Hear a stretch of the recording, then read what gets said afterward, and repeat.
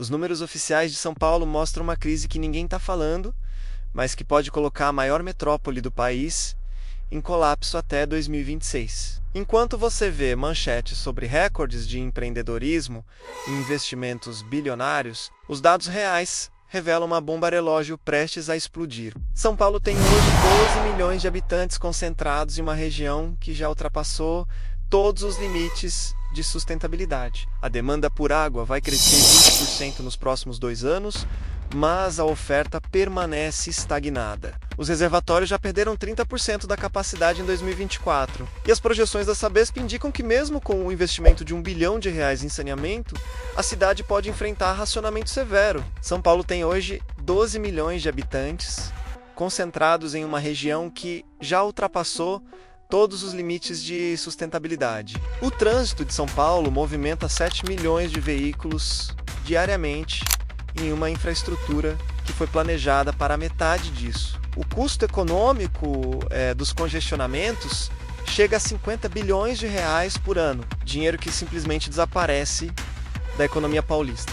Compare isso com Tóquio, que tem população similar, mas investe 20 bilhões de dólares anuais em infraestrutura urbana, enquanto São Paulo investe menos de 1/3 disso. A situação fiscal é ainda mais preocupante. 6 estados brasileiros e o Distrito Federal começaram 2026 sem dinheiro em caixa para quitar dívidas básicas. São Paulo, apesar de gerar R$ 62 mil per capita contra 47 mil da média nacional, enfrenta uma dívida projetada que pode chegar a $2.000 por habitante até o final de 2026. O exemplo do que pode acontecer está bem na nossa frente. O São Paulo Futebol Clube, uma das instituições mais tradicionais da cidade, viu sua dívida dobrar de 476 milhões para 968 milhões de reais em apenas 4 anos. Mesmo com a nova gestão conseguindo reduzir para 912 milhões, o clube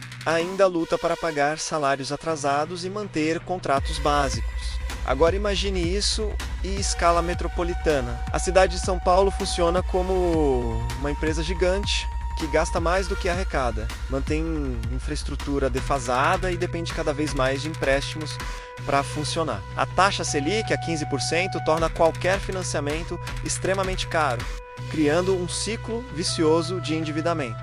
Mas o ponto de ruptura não vai acontecer de uma vez, vai ser gradual, como já estamos vendo. Primeiro, o racionamento de água se torna rotina. Depois, o transporte público entra em colapso por falta de manutenção. Os hospitais ficam sobrecarregados, a coleta de lixo se torna irregular e a segurança pública perde eficiência. Olhe para a cidade do México, que enfrentou crise similar nos anos 2000. Eles perderam 40% da água por vazamentos, tiveram que racionar a energia e viram a economia estagnar por uma década. São Paulo tem indicadores parecidos, perde cerca de 30% da água tratada por problemas na rede de distribuição. A diferença é que São Paulo ainda tem tempo para reagir, mas a janela está fechando rapidamente. A cidade registrou 150 mil novas empresas em 2025, um recorde que mostra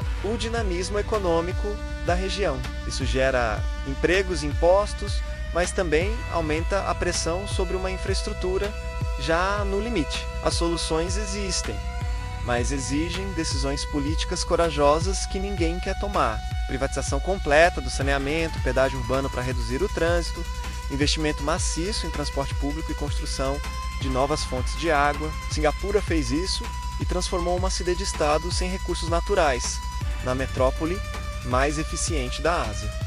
O problema é que essas medidas são impopulares no curto prazo. Nenhum político quer ser responsável por cobrar pedágio urbano ou aumentar tarifas de água, mesmo sabendo que isso é necessário para evitar o colapso. Então empurram o problema para frente até que não haja mais escolha. Os dados do mercado de trabalho nacional mostram desemprego em 5,6%, o menor da história, e renda média de R$ 3.500. São Paulo puxa esses números para cima, mas também concentra os maiores custos de vida do país. Uma família que ganha bem em São Paulo vive pior do que uma família de classe média em Curitiba ou Florianópolis. A matemática é simples. São Paulo precisa de investimentos de pelo menos 200 bilhões de reais nos próximos 5 anos apenas para manter o que já tem funcionando, isso sem contar expansões ou melhorias. Com a dívida pública crescendo e os juros altos, esse dinheiro simplesmente não existe. Nova York tem dívida de 18 mil dólares per capita, mas também tem receita per capita 3 vezes maior que São Paulo.